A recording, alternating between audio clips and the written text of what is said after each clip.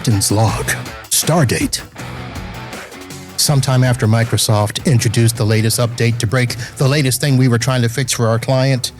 Although yesterday it was QuickBooks that downloaded an update that broke our client stuff. But here we are, folks. Welcome to the IT Business Podcast, the show for professionals and MSPs, where we normally help you try to run your business better, smarter, and faster. However, today it is all about Techies and Trekkies, the show where we will go boldly where few IT professionals have dared to go. Now, this all started, just to give you a little idea, a year ago, somebody challenged me to do a Trekkie show because they didn't think I was a real Trekkie. Whatever. But I am, folks. I'm a lifelong Trekkie. I had to hide that fact in my younger years because I was jock, and jocks did not hang with Trekkies. But over the years, as I started to do computers, I was able to let out the inner Trekkie in me. Yes, I did watch the original series. I really cut my teeth on the Next Generation. I watched some of those other shows. Voyager is in the rotation a lot right now. DS9, not so much. Enterprise, not so much. And all of you heard my journey with Star Trek Picard, the show that I thought started off a little slow, but man, did it pick up, and seasons 2 and 3 were fantastic, in my opinion. But what are the things that Techies really enjoy about the Trekkie show? I don't know. We're going to find out today. Some of the things that we do are things where we will try to guide our life by the principles of Starfleet. Some of us may run our MSP according to Starfleet regulations, or maybe not. Maybe we're just geeks and like a good entertaining show. But to help us get through this, I've got a couple of people with me. The person that I actually recruited first to do this show with me, you know her as the CEO and co-founder of Decoded, a marketing firm that specializes in simplifying complex technical offerings into clear, compelling positioning. She is a certified storyteller. I am talking about Kristen Spiotto. Kristen, welcome to the show. Hello, Uncle Marv. I'm happy to be here. Yeah, how you doing? I'm doing good. I could not be happier. Yeah. You're talking about this. And now that slide that was my intro slide needs to be my LinkedIn banner. I love it. Oh, really? So much. Okay. All right. So a lot of this started because after the last podcast we did, 6 weeks ago or something, we got to talking, and I did not realize how into Star Trek you were. I am. I think of it as a lifestyle for me, but I have to say I'm really nervous about this conversation because I'm not one of those people with total recall that can remember every little detail of every mission. So I'm nervous, but I'm here and excited to talk about Star Trek. Yeah, but you know episode titles. I mean, that's a start. That's a start. Yeah. And then you were talking about the fact that you what was it? Inner Light? So first of all, I had to go look that up because I thought, okay, wait a minute. Is that a new series that I hadn't heard about? And no, I found out it's an episode that's probably one of the more popular episodes. And so my first question is, how often do you watch that one episode? Oh my gosh. Well, I think Inner Light on Next Generation is maybe one of the finest episodes of TV flat out. It's an incredible arc for Jean-Luc Picard and the journey that he goes on in just that episode. So I would say I watch it close to a weekly basis, if not weekly, at least once or twice a month. It's my comfort watch. I go to it when I can't sleep, when I need cheering up, just when I'm living my life. Inner Light is just that one episode. I watch a lot of episodes, but for me, that is, to me, the pinnacle of great episodes. Yeah. So what was it about that episode that really grabbed you? I mean, I'm trying to think. I mean, I understand the arc. And for those that don't know, I mean, by now you have to know, that's the one where, the Enterprise comes across this beacon in space and it telepathically links Picard, and he lives an entire life on a planet, and turns out it was only 20 minutes in real time. Well, It's such an interesting exploration of so many of the deep themes of Picard's character, where he bumps up against those things, his identity as a captain. That, the running idea that he's not really a kid person. He's not, he never steps into fatherhood in the show except for that. Well, okay. No, yeah. Okay. Later. That wasn't by choice. I mean, no. And he just goes through this whole journey of overcoming these challenges that are part of his character and living this whole life there while always feeling called back to the Enterprise. And then for me, that last scene where he goes back to the Enterprise and he plays his flute and he's thinking back on his whole life and his wife and his kids. I just find that one to be so deep and so beautiful. It's, to me, the perfect episode of television. Very, very interesting. So let me ask this question, and only because I want to tie a little bit of tech into it, because people will probably say, oh, you didn't talk any tech. But I will do it this way. For you and your business, let me first ask a question to set this up. When did you become a Trekkie or realize that you were a Trekkie? I became a Trekkie early when TNG was on, when it was airing, because my parents watched it. So I was sitting watching The Perfect Mate with my dad, which sounds weird, but that episode of TNG. And so I watched it with them, but then probably in my 20s, I came back to it and then started going through all of the other series. So it was really my 20s and 30s where I really came home. All right. Trek. So now let me ask you this question in terms of the business that you do. Now, I know that before, when I had you and Annie on in the very beginning, you guys were quoting movies and scenes and stuff like this. So are you using any of the Star Trek universe to help guide the business? Totally. Well, yeah. I mean, of course, because Star Trek can guide us in all things. But if I was to point to one area of the Star Trek universe that I would feel connected to how we run marketing and how we do marketing, it's going to be Voyager.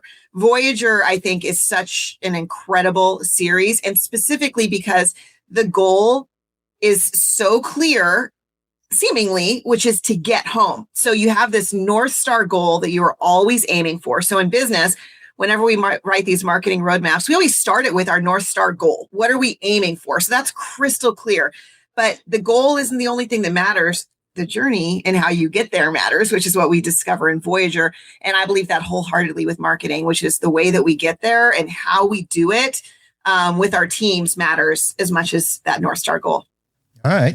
Well, we will get into that a little bit more. What I want to do now is bring on another guest, and most of the people in our channel know this person, and they know of him in a weird, odd way where they're like, is he still really running his business, or is he just going to Star Trek conventions as much as possible? I am talking about Joe Balzarati, and he is the owner and founder of Software to Go.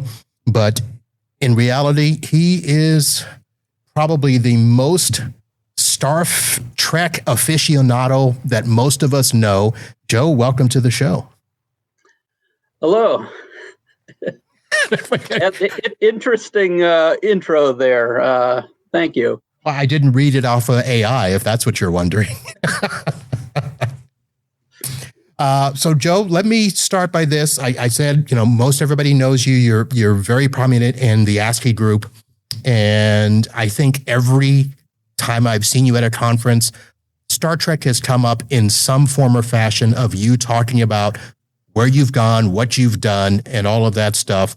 But I don't think others realize how much you actually do. You don't just go to these things. You're actually active in producing stuff. You've been on podcasts. You're helping put stuff together. How much do we not know about your Star Trek world? Well, the people who really know me know me. And Lolita has put me to work for years, and Chase Masterson before her, as a handler is what I'm told I do, which means that I pester the actors and tell them, you're supposed to be at photo ops 5 minutes ago, close up and go. But no, it's interesting. I've met a lot of people I definitely consider friends at this point. And I do help a number of the celebrities with their private projects and their technical issues. But for those who don't, I mean, if I could turn the camera around, you'd see that the office has a lot of Star Trek, including pieces of the DS9 set. Oh. So it's good to know people. So there's a lot going on, but. So let me ask this question only because I think it's going to be somewhat relevant. Because you started your business when you did, and Star Trek has grown up in that same time frame, you've been able to meet a lot of people there. I would imagine that most of the actors are not really techs, and you are. So how often are you asked to help with technical issues, even though you're supposed to be on a sci-fi technical show? More than once, I can't get the sound to work on my iPad during a convention. Can you help me? As well as the normal things. But it is somewhat interesting that those that play technical roles, you find out that they have trouble finding the on switch, and I'm not going to mention any names. Okay. And we've already got a comment. It is not Lolita. It is not Lolita. I wasn't going to say a word. But I was going to mention that you've already got a fan in the chat. Joe is the best, but they either didn't log in or something because they're anonymous. So maybe you paid somebody to do that for the show here. I'll have to see if there's money being withdrawn from my account. Okay. And you mentioned her name, but let me go ahead and introduce our last guest here. And I do want to thank you for helping to secure this. I am talking about Lolita Fat Joe, who is a longtime Star Trek production insider, script coordinator, and convention appearance manager. And she is so entrenched in the Star Trek world, I have heard that she has been called Mrs. Star Trek. So let me start with that. Lolita, is that true? Well, I've been called many, many things over the last 30 years, but I have heard that. But yes, thank you, first of all, for having me. And thank you, Joe, for inviting me into this. I must say, though, that Joe was being very kind because I'm the biggest pain in his ass with tech stuff. Sorry for using that word, but it's true, and he knows it. So thank you, Joe, for all your help with my tech problems. And listen, I'm behind the scenes. You'd think I would know how to use all this techie stuff, but I don't. I'm an actress at heart. So, but on another note, just while I'm talking about Joe, I did steal Joe from my dear friend Chase Masterson many years ago. And he has also brought to me many other people that work with me now, which has been fantastic. And I have other friends who work with me, and I couldn't do any of these conventions or the Star Trek cruises without them. I would be lost, and God bless them all. They do it for no pay. They come on their own, and I do as much as I can for them. We get some autographs and some pictures with the actors. And as Joe said, he's made some really good friends out of the actors and the other behind the scenes people. So thank you, Joe. I will always be indebted to you. All right. Lolita, let me ask this question. And I know you've been on a lot of podcasts. You are known throughout the Trek universe. But for a lot of us, we're borderline Trekkies, I shall say. So I don't know a lot of the stuff that Joe or Kristen may know. So when I was doing a little bit of research to try to find out, okay, what can I talk about? What's a good podcast arc, because I didn't want to do just the same thing that everybody else does. But I think for the listeners here and the viewers, we may want to at least give a little background in case they don't know you. And one of the things that I found interesting is that you were not an original Trekkie. You, of course, were, an actress doing your regular thing, and you kind of came across this as just a job.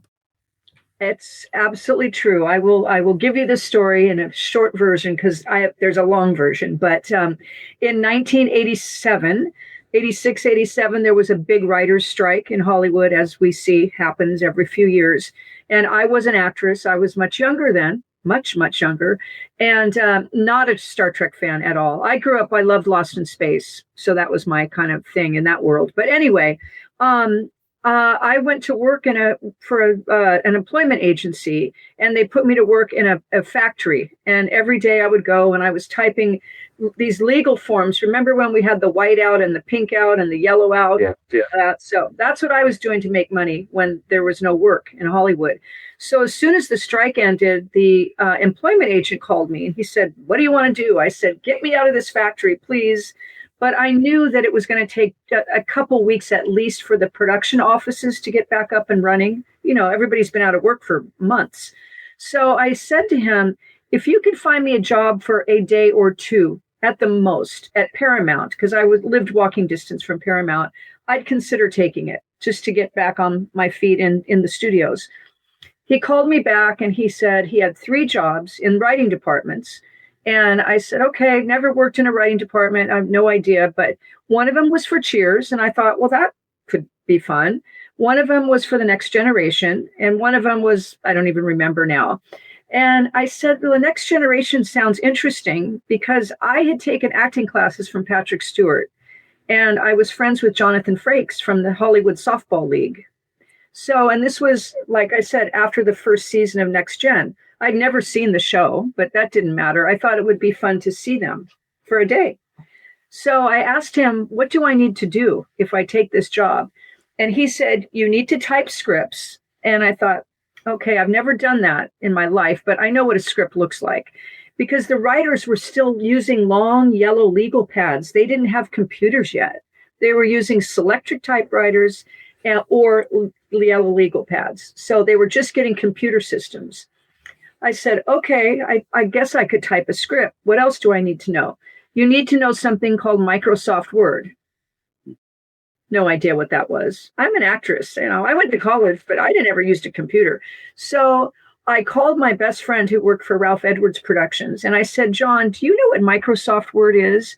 And he said, yes, we just got it on our computers. Why don't you come over after work and do the tutorial? I thought, oh, that sounds simple. So I did that. And I called the temp agent. I said, sure, I'll take the job.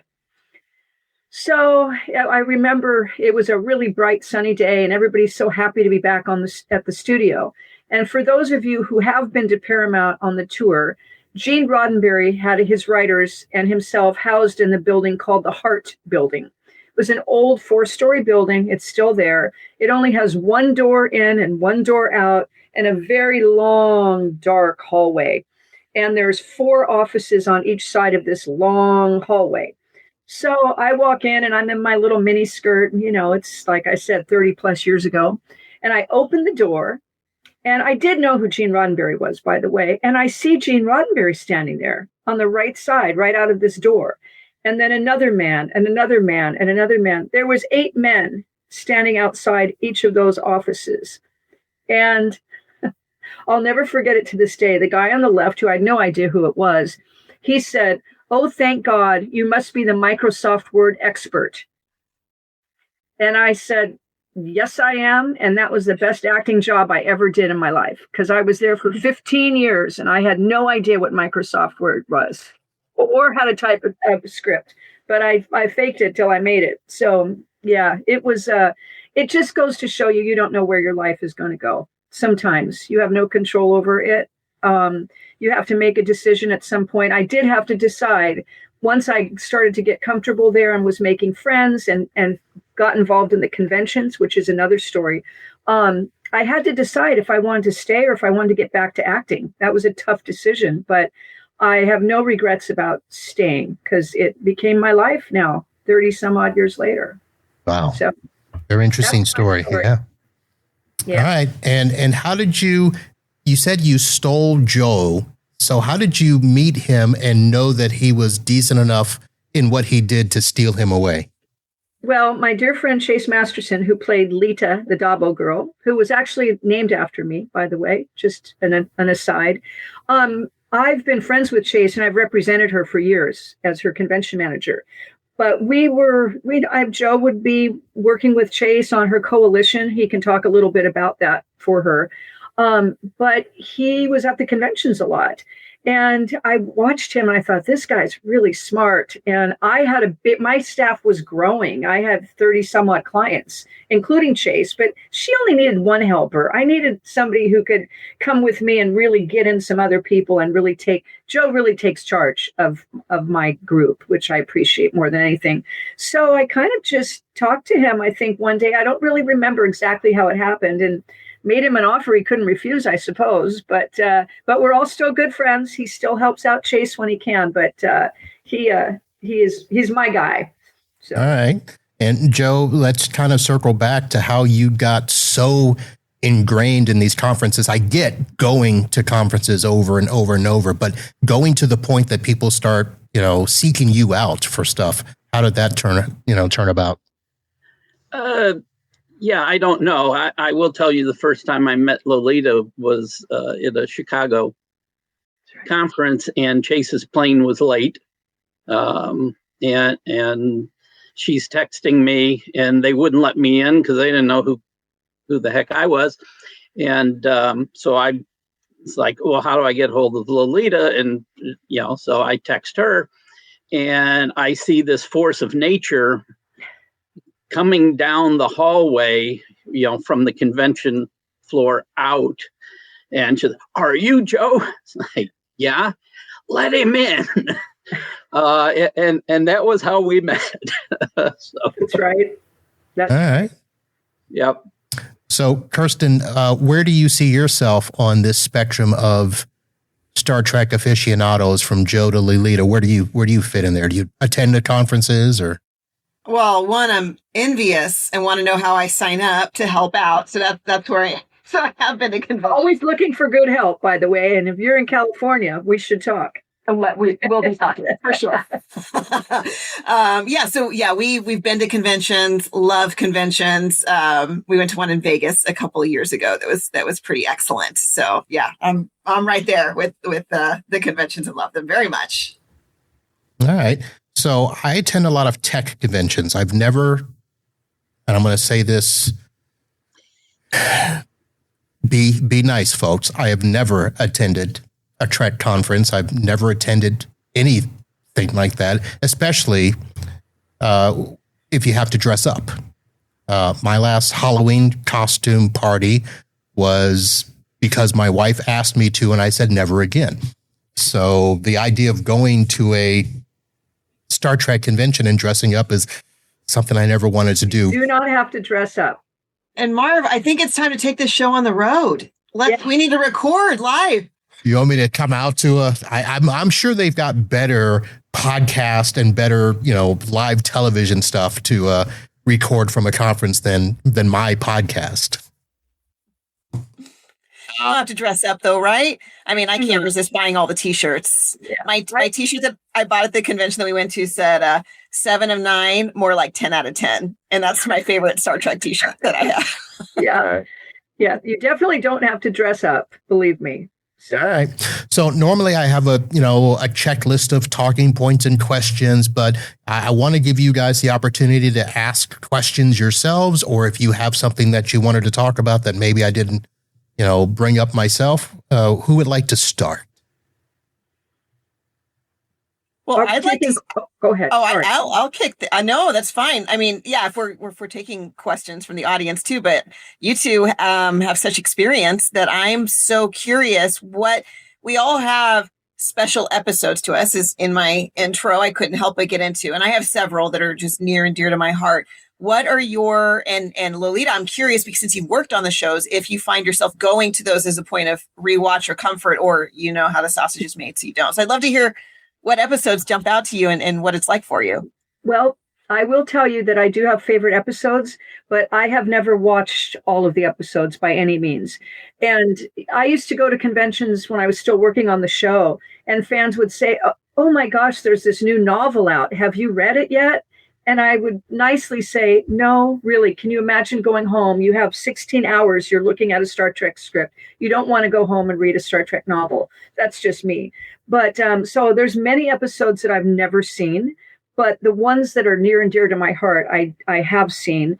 One of them, for the top, probably one, is Take Me Out to the Holosuite from Deep Space Nine.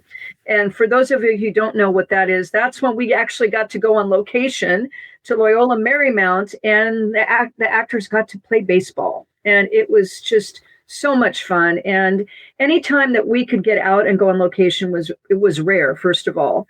And to have that experience was great. Michael Pillar, our sadly departed leader at the time, was a huge baseball fan. And so that's why Cisco was a baseball fan and had the ball on his desk. So that was one of my favorite. Measure of a Man from TNG by Melinda Snodgrass.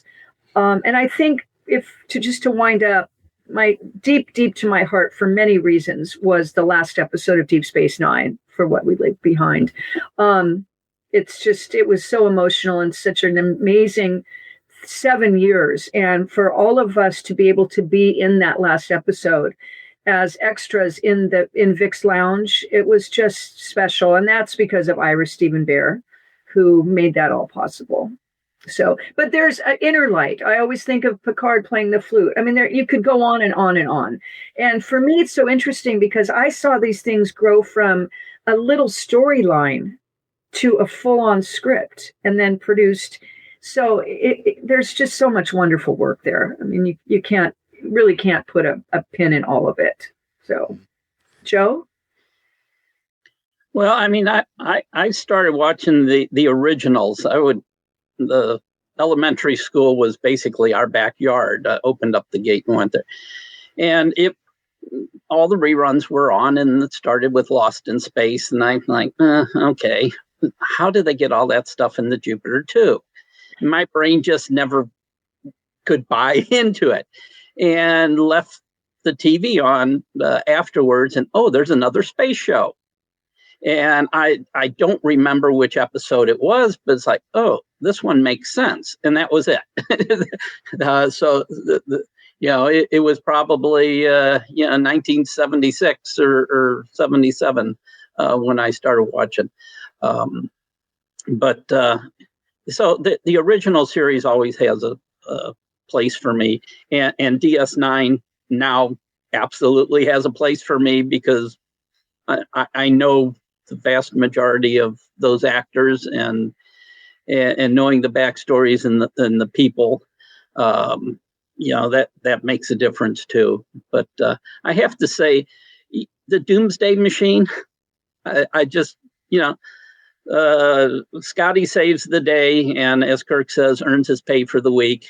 I learned a very important lesson that I use to this day. At ABC, always be charging. Scotty or Kirk wanted, I wish I had phasers, and through the intercom, Scotty's like, well, I got one bank recharged already. And in life and in running a business, especially a tech business, that makes a lot of sense. But Trouble with Tribbles in the original, but I almost like the DS9 Tribbles. It's better. I love that episode. Yeah. Yes. And seeing Terry in the original uniform, Yeah. Our dear friend Terry Farrell, she can still get into that uniform. It makes me sick. No, that's another good one. See, I never watched the original series, so I can't really comment on those, but I know there are some classics that the fans of that always talk about. So, what do you guys think of the character Barclay? I'd love to hear your thoughts on. I love Barclay. I'm curious what you think. Barclay was such a hoot. And you know what's so sad is that Dwight Schultz, he used to be out on the convention scene for years. And then all of a sudden he disappeared. And all of us have tried to find him. Because what a great guy, first of all. But that character was really, I hadn't thought about that in a while. So, some good stuff there. But listen, how many wonderful, wonderful characters have come out of Star Trek. People with a smaller role like Barclay, and just even one person that did one role, and they can go to conventions and they have lines of people wanting to meet them. It's a trip. And then there's Jeffrey Combs. Yes, who's wonderful and done so much. But yeah, Barclay was a good character. I'm lost. I have no idea half of the things you guys mentioned. I know bits and pieces, and I know the tribbles. Interesting.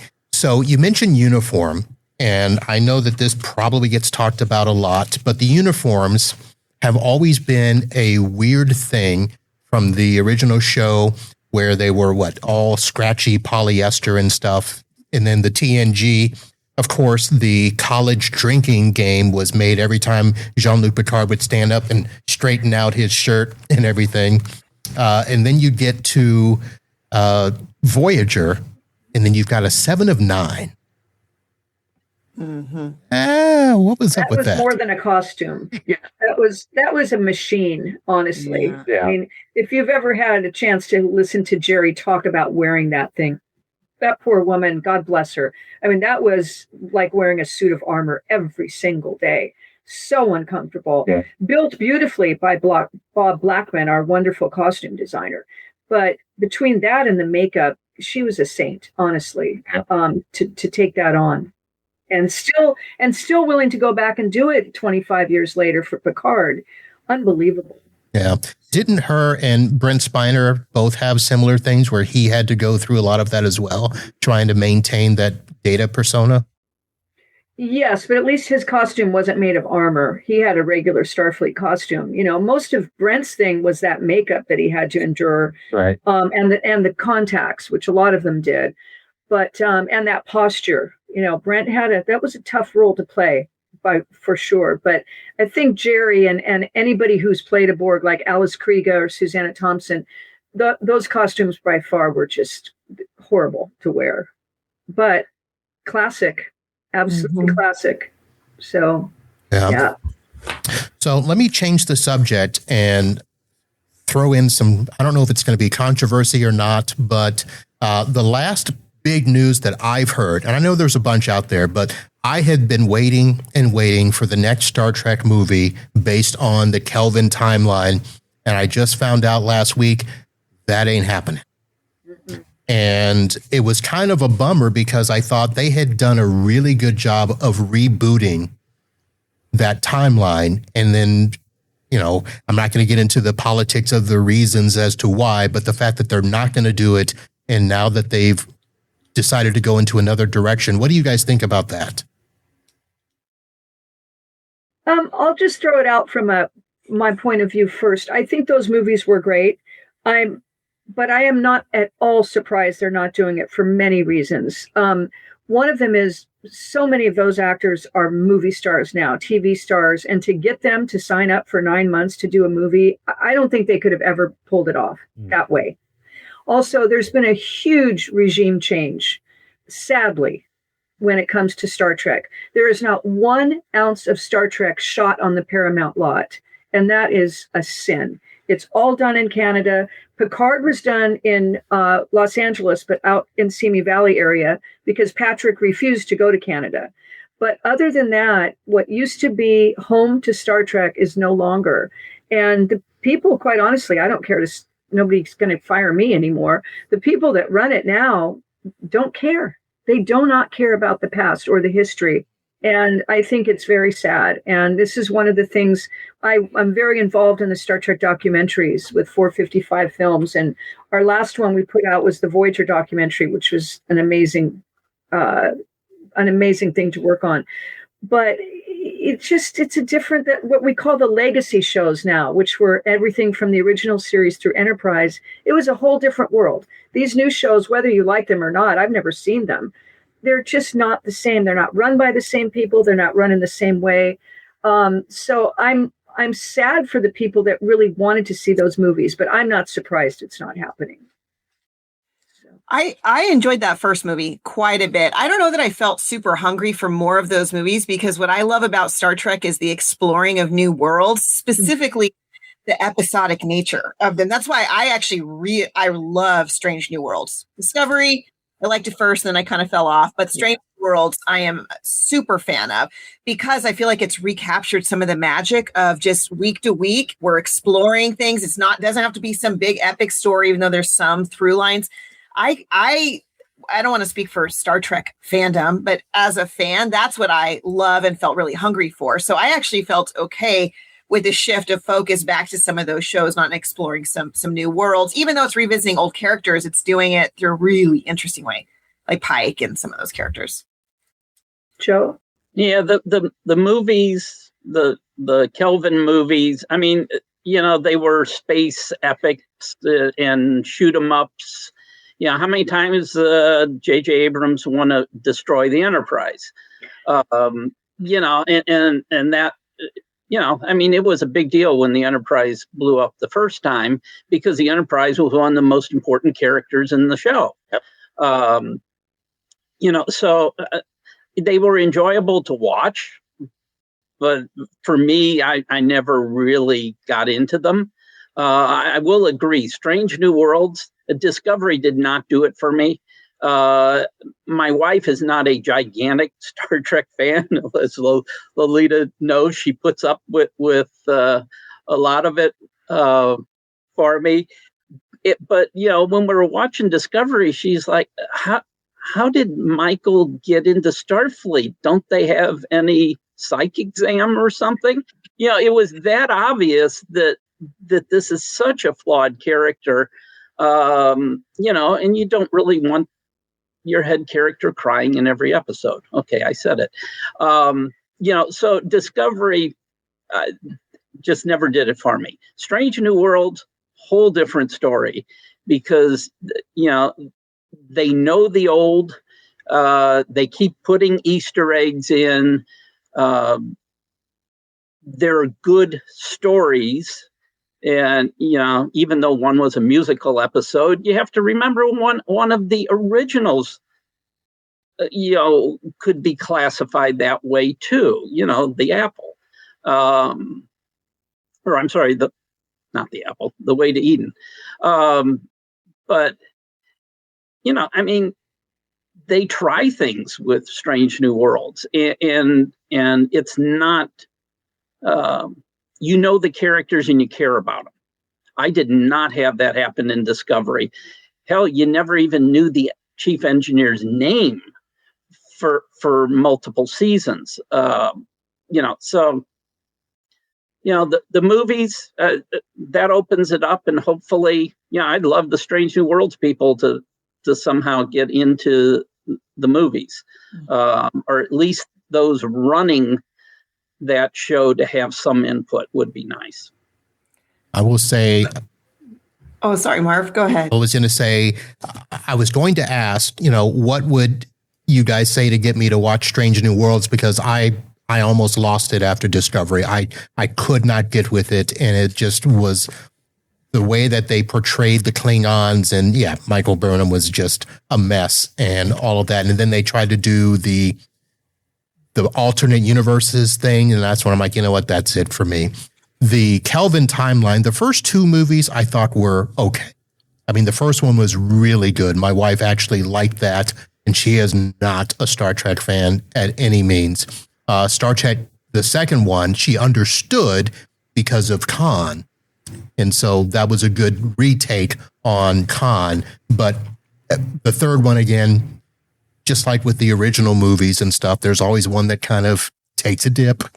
And that's why I was hoping there would be, this version of Star Trek 4, just without the whales. Oh, I like the whales.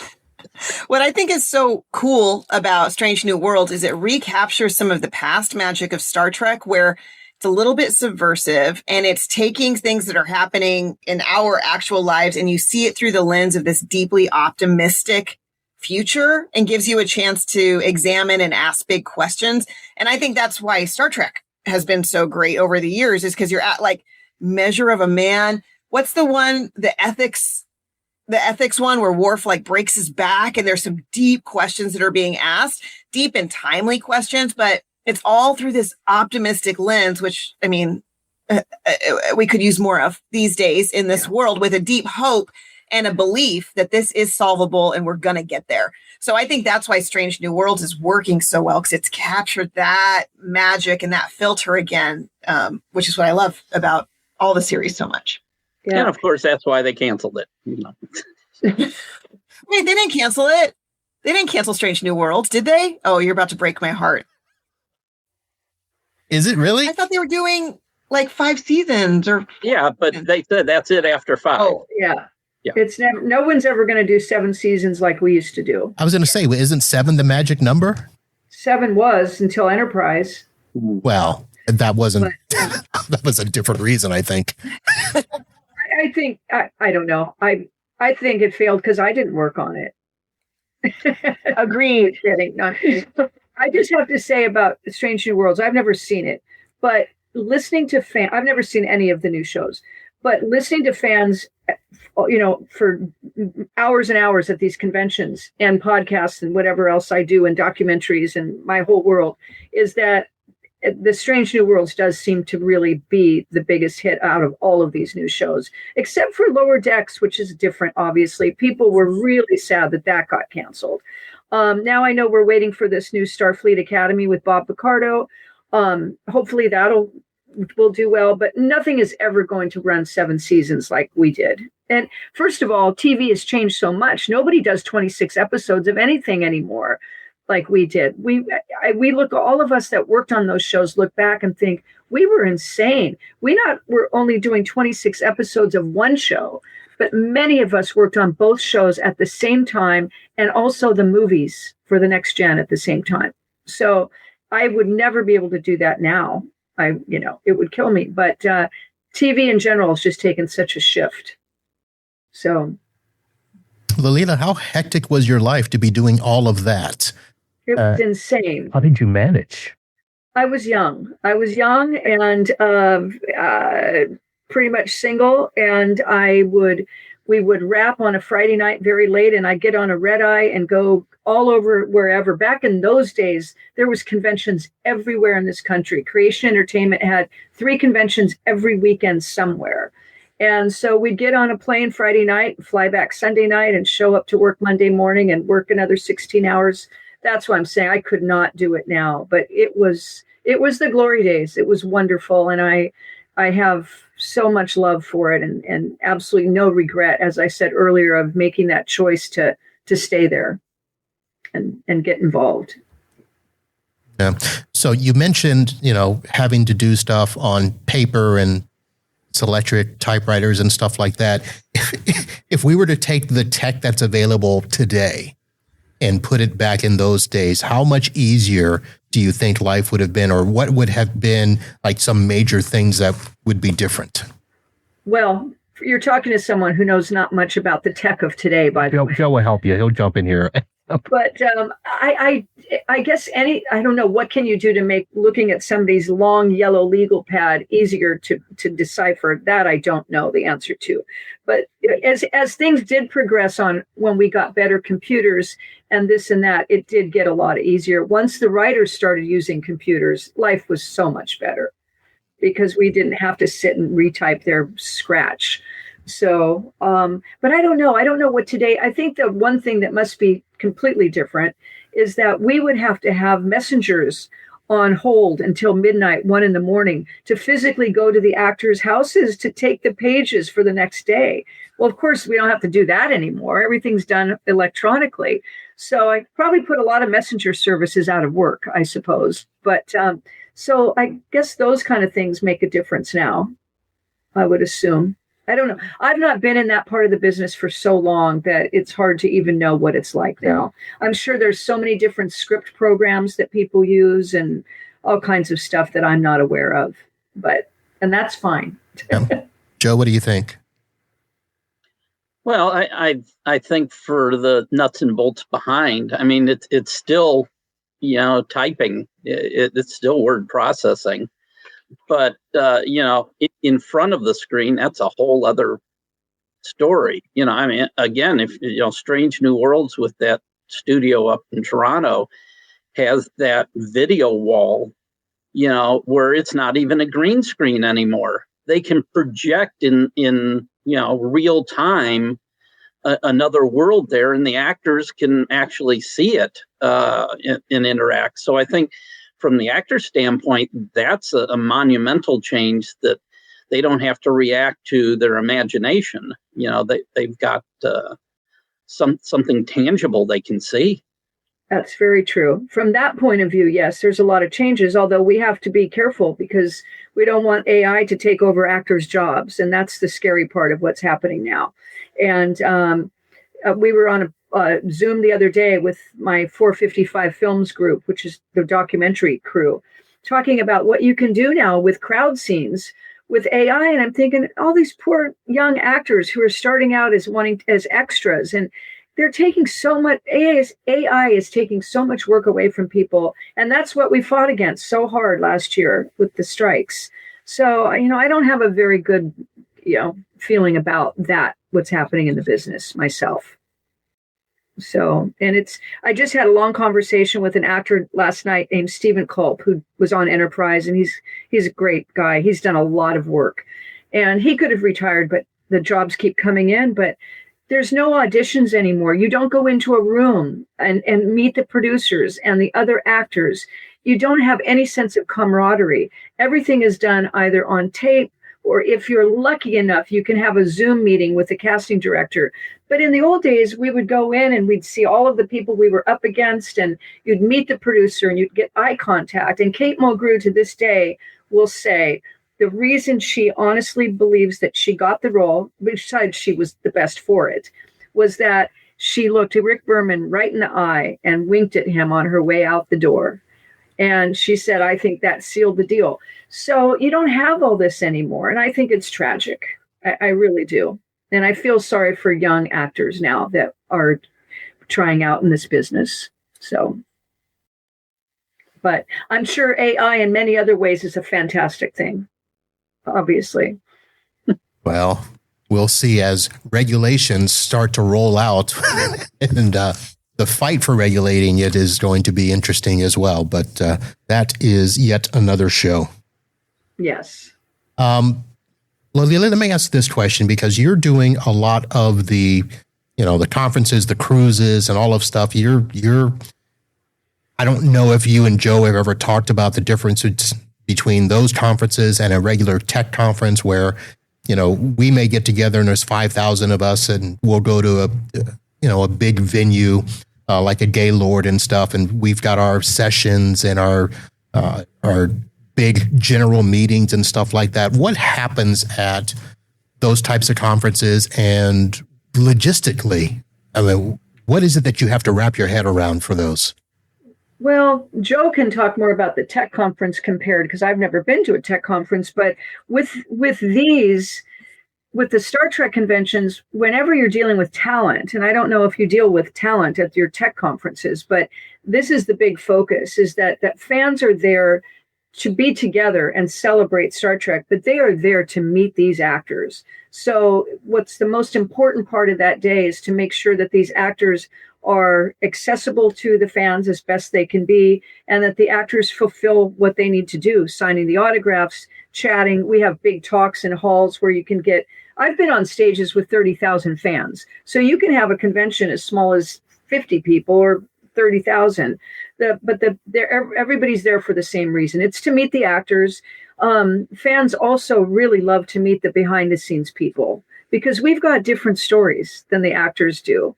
And so I think Joe can attest to that a lot of, it's fun to meet the behind the scenes people. So we do a lot of stage appearances ourselves, which is fun for me. I think when I first started doing the conventions and made that decision to stay with Star Trek was because I realized I could still entertain people. I could still make them laugh because I was still on stage live, which there's no better feeling than being on a stage live and making people laugh or cry, whatever it is. So I've been very blessed. I've been all over the world numerous times for conventions. I've been on 15 or 20 Star Trek cruises all over the world. I emceed at the Royal Albert Hall in London, the biggest convention that was ever done over there, with the premiere of the first Next Generation movie. And we had the entire cast and Bill Shatner at that convention. So I've done a lot, and I'm very blessed. But again, I've never been to a tech convention, so I don't know the difference. What is it, Joe?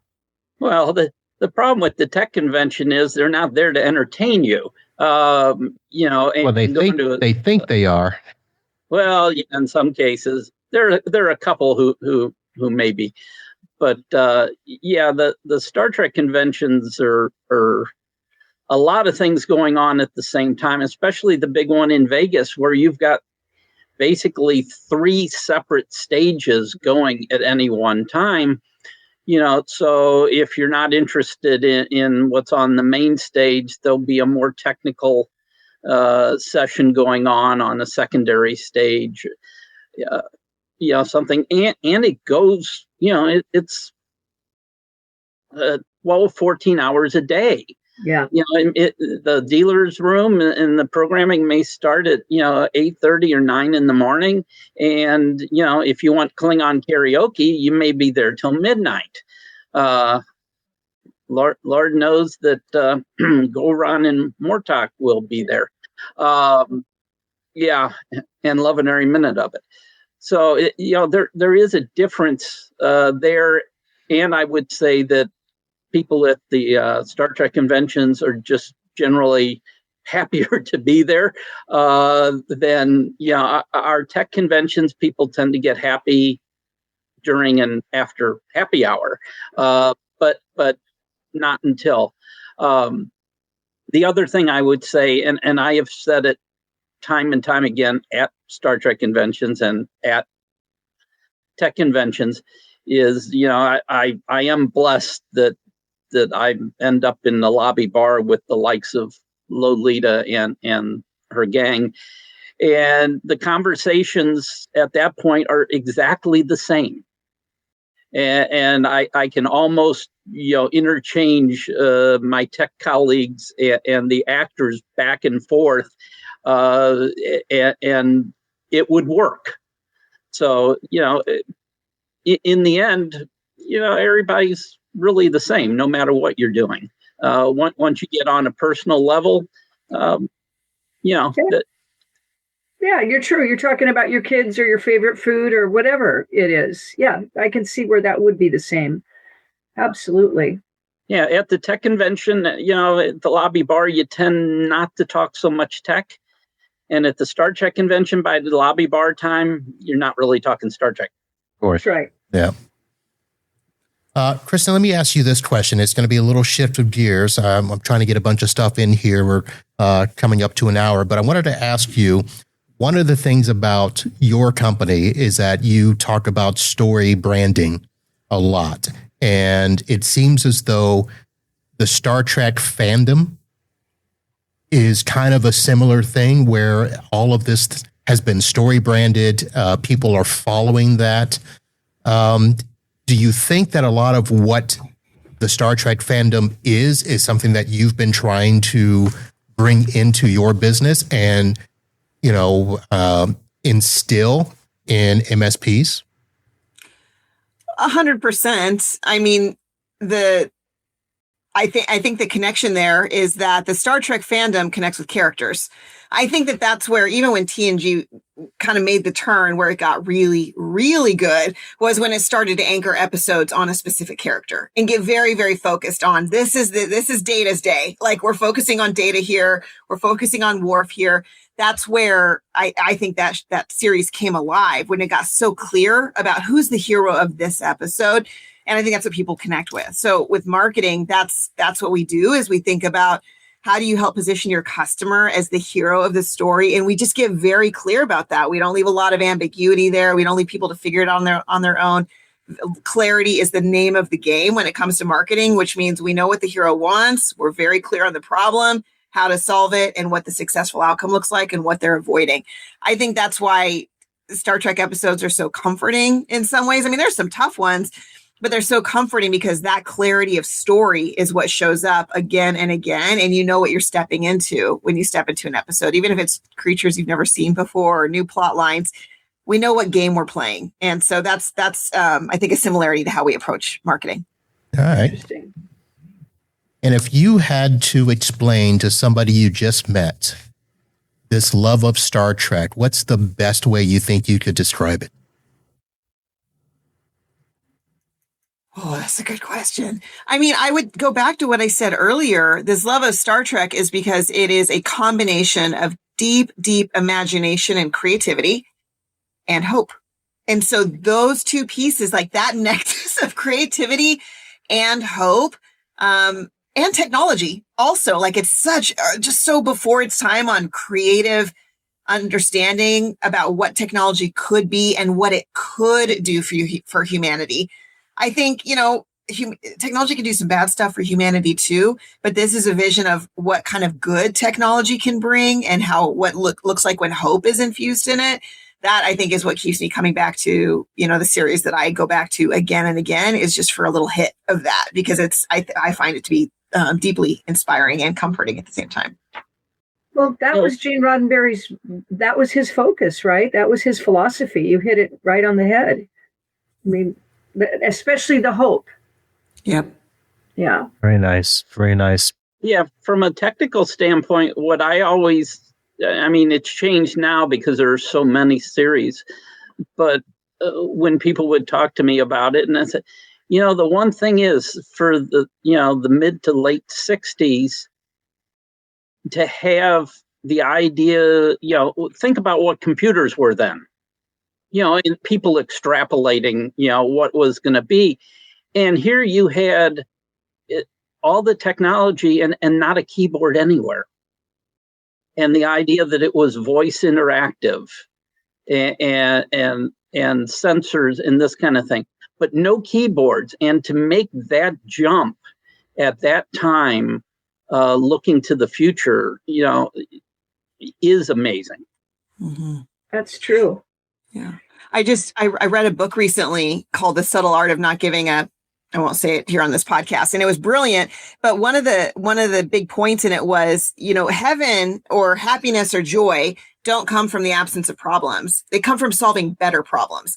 And for me, that's what Star Trek is about, because we've removed disease, essentially. Like, we don't have to worry about that anymore. We've removed money, economy of scarcity. Okay, that's not the problem we're solving anymore. It's new, creative, beautiful problems that have to do with exploration, first contact, bringing more people into the fold.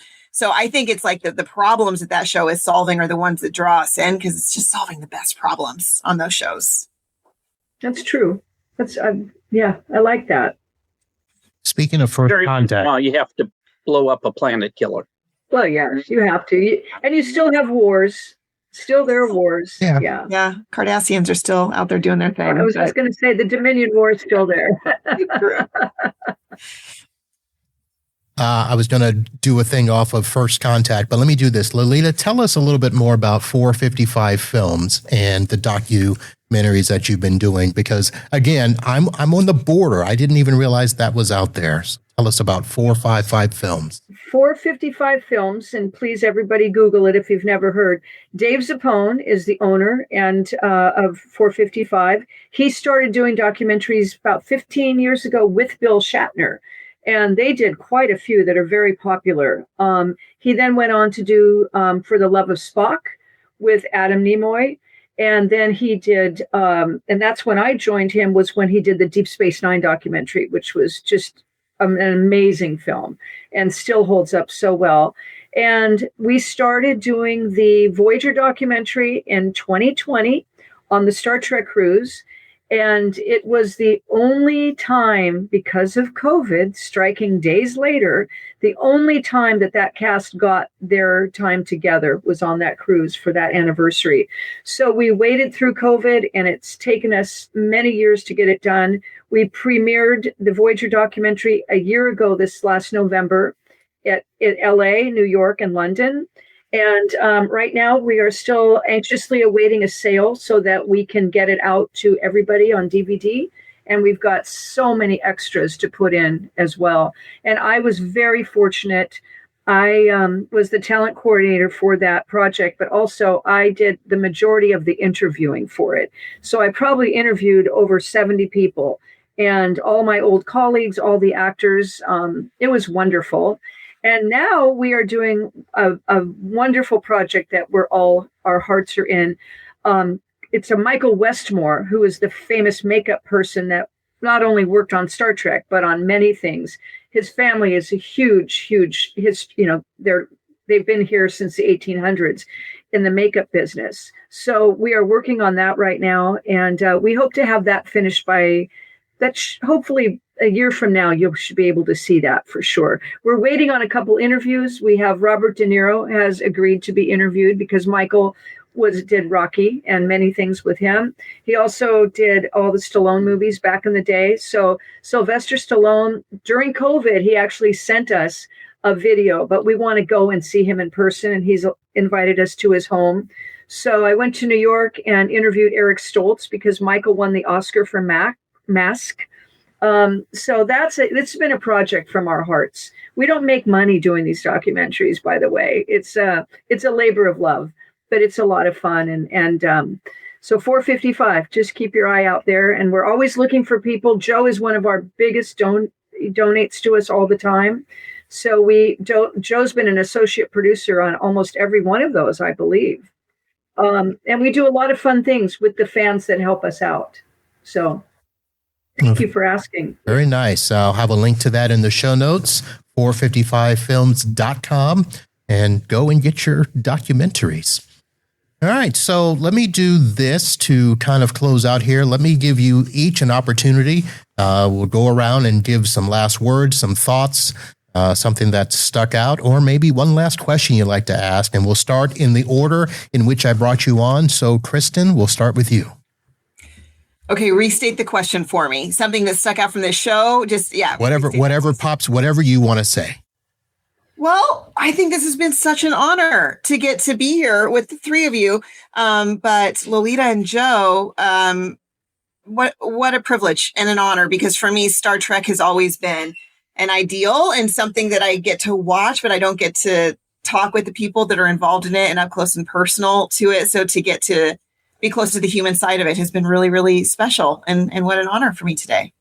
Great. Thank you. All right, Joe. Yeah, I want to thank you again for having me and having the idea, and for Lolita for taking my call and saying yes.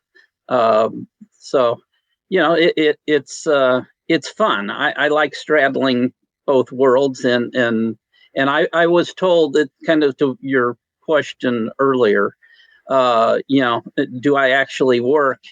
And Robin Curtis, the actress who played Saavik after Kirsty left, there were a group of us, and I think Lolita, you were there too, having dinner at the Rio after one day of the Star Trek convention, and they were going around the table saying what their current careers were, because all the actors had moved on to other things. And Robin says, well, how old are you, Joe?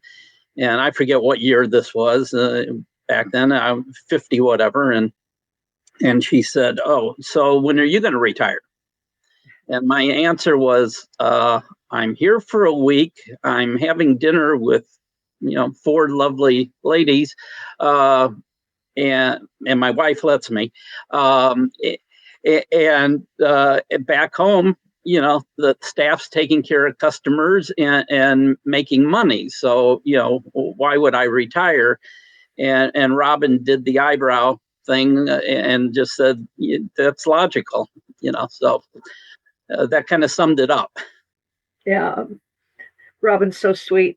I want to plug one more thing before I thank you all. I also am a producer on a podcast that I'm very proud of with Connor Trenier and Dominic Keating from Enterprise. It's called the Decon Chamber.